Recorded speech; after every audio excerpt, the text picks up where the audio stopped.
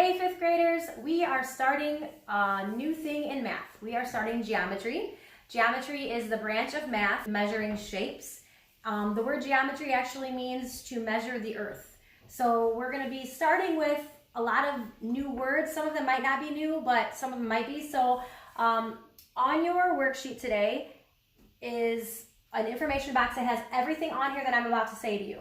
So you can either find within your book or you can just watch on the board.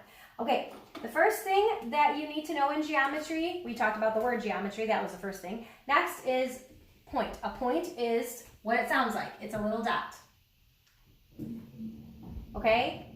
The next thing we're going to talk about are called line segments. A line segment means a piece, okay? So a line segment is a line, but it's going to have a point on each end stopping it from going any further because it's just a piece of a line. So a line segment looks like a line with a point on the end on each end. Okay, now a line, they say a line goes forever to infinity in both directions. Okay, so when you're showing that, the way you show that is that you've got the line, but you're going to have an arrow on both ends, meaning it goes on. It doesn't stop. Okay, that's the difference between a line, never ever ends, and a line segment, which has definite endpoints. Okay, then we have array. Array is kind of a mixture of a line and a line segment. Array has a beginning point, and then a line that goes forever in one direction. So it's going to have a point on one end and an arrow on the other end.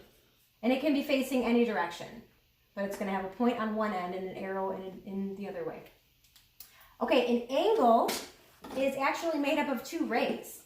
So they're both the rays are gonna share one point, but maybe one ray will go up a little bit like this, and another ray will go like that. And we'll learn a lot more about angles. There's all different sizes. They can be smaller, bigger, wider, okay? But so an angle is basically made of two rays sharing an endpoint. Okay, next, coming over here, intersecting lines.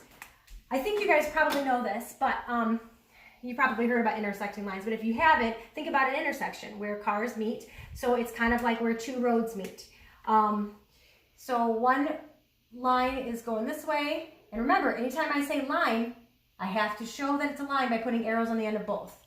And then another one's going to cross over it going maybe this direction. But they're crossing over each other. Okay? Perpendicular lines, common with intersecting lines, but there's something specific about this that's different. Perpendicular lines are intersecting each other, but they have to be, one has to be completely straight up and down, and the other one has to be completely sideways, like perfectly, because it forms a right angle, everyone here. And we're going to learn a lot more about right angles as we go through this chapter. So you can see how they have something in common where the lines are crossing each other. This one can be crossing, however, this one has to be exactly perfect. So perpendicular, maybe perfect, think perfect, perpendicular. Okay, and then parallel lines are lines that will never cross because they're right next to each other and they'll never cross.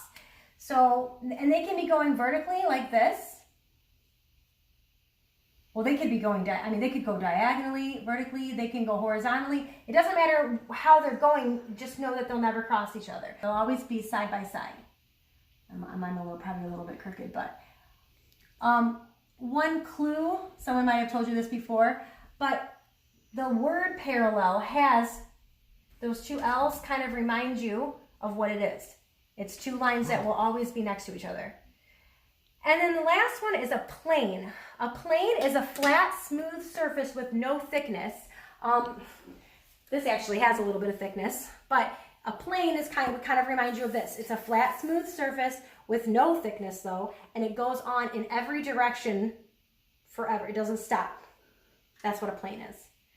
Okay, so that is the beginning. That's an introduction to geometry.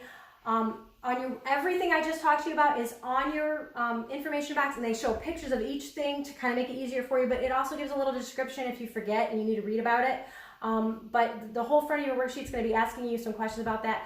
I think you'll understand it, especially if you go through the information box and if you've watched this video, and you guys should do great.